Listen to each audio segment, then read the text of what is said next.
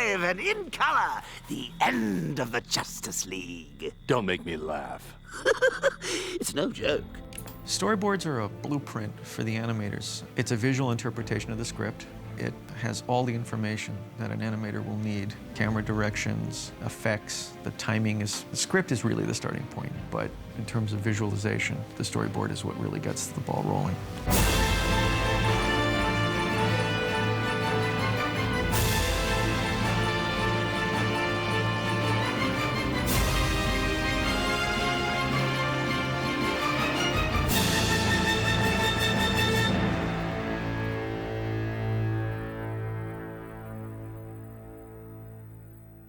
Joker, you nauseate me.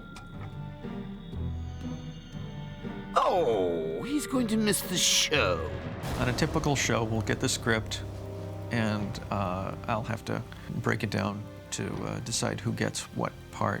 You cast the storyboard the same way you kind of cast the actors, because they really are acting with a pencil. And there's some people that are more your action-oriented, and then there are others that are more acting-oriented. You work with the strengths of the artists. Each of you is the best in the world at what you do, and I have need of your unique services. Storyboard artists come from all kinds of backgrounds. A lot of times comic book artists, because they're already used to telling stories on paper. But it takes special kinds of comic book artists, ones that really, really absorb film and understand how things move, because comic books don't move. The beauty of a storyboard is that it will never actually be seen on the screen. That's the one big difference between doing a comic book and a storyboard. Traditionally, we have 3 storyboard artists per episode. We usually break the show up into 3 acts. Each storyboard artist is responsible, usually, for 1 act. And that comes out to about anywhere between 150 to 200 pages of drawings per act. A storyboard can be very, very rough, and in some places it's actually better if it is rough. The artists tend to draw things their own ways. You want to have it be on model. You want it to look like what the show's supposed to look like. If a guy really had to draw it exactly that way, it would take a lot longer. Generally for us, it's a couple of weeks to rough and a couple of weeks to clean up the final board. We generally don't ask them to make things too tight, because that kind of limits overseas animation studios. It's a tricky thing. You don't want to draw too much and you don't want to draw too little. You just want to draw enough to give them the essence of what we want the scene to be, or what the cartoon should look like. The best at what you do. What was I thinking? We did everything we could. Did you? Did you fight like your lives depended on it? Did you fight to the last man? You get what you pay for, Luthor. The vocal track really helps for when you're acting out the way the characters are actually going to emote in the show.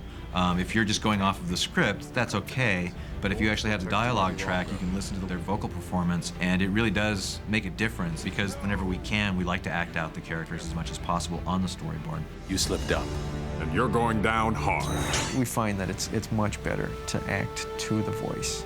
You have more control of the drawing when you have something in your head already. It's basically like creating a comic book version of the recording script. It's bringing the story to life. So basically what you see on the screen is pretty much something that was figured out at a storyboard stage.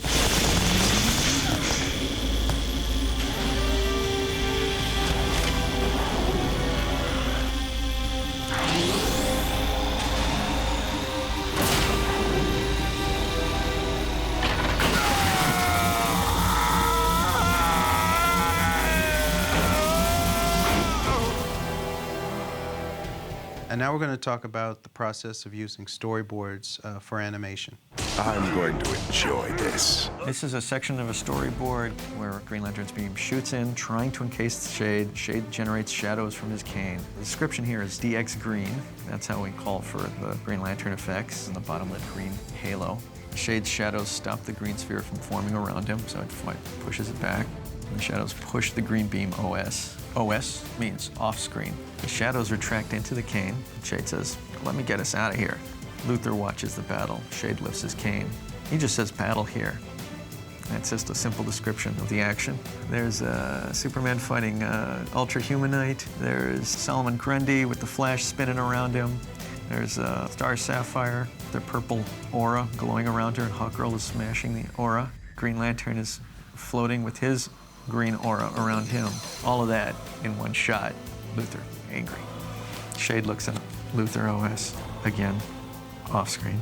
He raises his cane, and the shadows spill out of the cane and fills the frame to black. We cut to Batman being overcome by poison because he's just been bitten by Copperhead. Shadows creep in.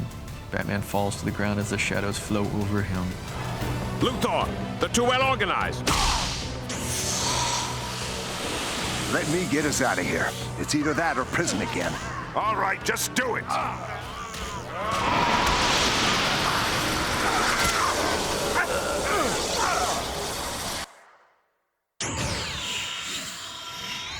The storyboard is the show. It literally is the show. If you gave, the same script to two different storyboard artists, you're going to get two completely different versions of the same story, right?